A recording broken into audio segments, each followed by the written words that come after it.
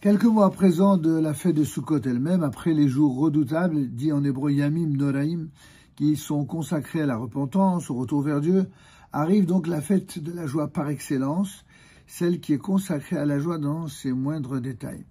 Et c'est pourquoi on va dire le Hallel pendant les 8 jours que dure la fête de Sukkot. Pendant 8 jours, on fera ce qu'on appelle le Hallel Gamour, c'est-à-dire le Hallel qui est un chant de gloire et d'hommage rendu à l'Éternel.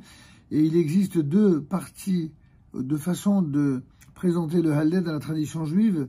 Ce chant de joie qui est constitué d'un certain nombre de psaumes du roi David et qui s'appelle Hallel. Il y a soit le Hallel Gamour, soit le Hallel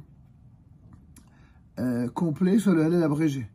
Le Hallel complet se récite pour toutes les grandes fêtes juives qui seront énoncées régulièrement à chaque fête juive, on le rappellera. Et il y a certaines fêtes où le Hallel est abrégé, ainsi que les jours de Rosh Chodesh, c'est-à-dire il n'y aura pas tous les mêmes psaumes, il y en aura juste 2 ou 3 en moins. Et ce Hallel, dans tous les cas, qui sera récité pendant les 8 jours, eh bien, va nous rappeler cette maxime de nos sages: au cœur droit convient la joie. Et ça, c'est une maxime fondée sur un verset des psaumes du roi David.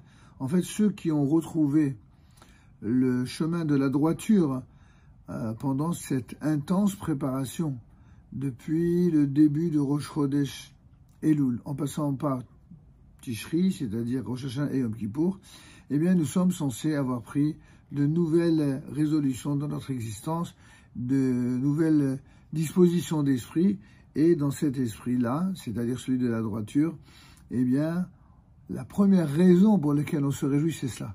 C'est d'avoir retrouvé le bon chemin, d'avoir retrouvé sa route, un peu comme quelqu'un qui était dans le désert, qui était perdu, qui avait peur de ne pas savoir comment pourra être vécu son avenir. Est-ce qu'il aura de l'eau? Est-ce qu'il va vivre, même survivre à ce désert?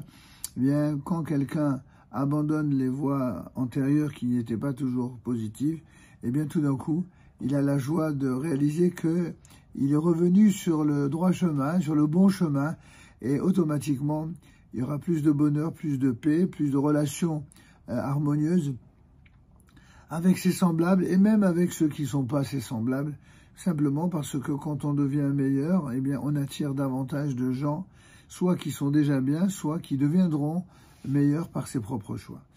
Ainsi, commençant le 15 Tishri, la fête se prolonge pendant 8 jours, comme le rappelle le verset du Lévitique, Vaïkra, au chapitre 23, des versets 33 à 36.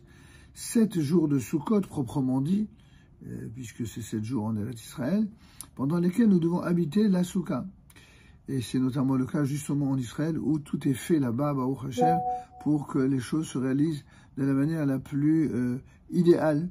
Mais en dehors d'Israël aussi, la mitzvah demeure, et on ajoute même une journée supplémentaire qu'on appelle Yom Sheni Shel Galiyut, c'est-à-dire le 2e jour de l'exil, notion que nous redévelopperons dans une autre vidéo.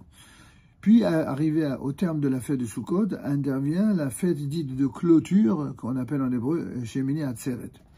Sur ces 8 jours, eh bien, le premier et le dernier sont des solennités à proprement parler, c'est-à-dire tout travail dit servile, c'est-à-dire travail au sens de tous ces travaux qu'habituellement on n'a pas le droit d'accomplir le Shabbat, eh bien, ils seront interdits également pour Yom Tov. Seuls les travaux qui sont nécessaires à la préparation des repas étant autorisés.